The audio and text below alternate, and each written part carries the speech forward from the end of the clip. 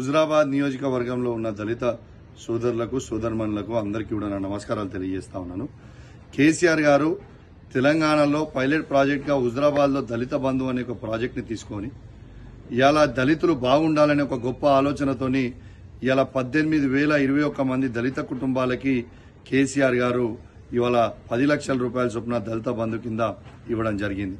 ఇలా దాదాపు 3,000 నుంచి 4,000 మందికి రెండో విడత దళిత బంధు ఇవ్వమని నేను పదే పదే రివ్యూ మీటింగ్ లో కరీంనగరంలో ఇన్ఛార్జ్ మంత్రి గారు ఉత్తమ్ కుమార్ రెడ్డి గారు వచ్చినప్పుడు, మొన్న హనంకొండలో ఇన్ఛార్జ్ మంత్రి పొంగిరెడ్డి శ్రీనివాసరెడ్డి గారు వచ్చినప్పుడు, ఇవాళ నేను ఈ రెండో విడత అయిన దళిత బంధుని వెంటనే విడుదల చేయాలి హుజరాబాద్ నియోజకవర్గంలో అని నేను చెప్తే, వీళ్ళ ఈ ప్రభుత్వం అశ్రద్ధతోని ఇవాళ ఓ పేద దళితుడైన శ్రీనివాస్ అని, ఓ పేద దళిత సోదరిమణి అమల ఇలా ఆత్మహత్యకి ప్రయత్నం చేసుకున్నారు.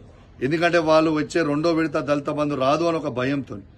ఇవాళ నేను ఈ ప్రభుత్వంని వెంటనే డిమాండ్ చేస్తా ఉన్నాను, ఖచ్చితంగా హుజరాబాద్ నియోజకవర్గంలో ఉన్న ప్రతి దళితునికి ఇవాళ రెండో విడత ఆయన దళిత బంధుని వెంటనే మీరు విడుదల చెయ్యాలి.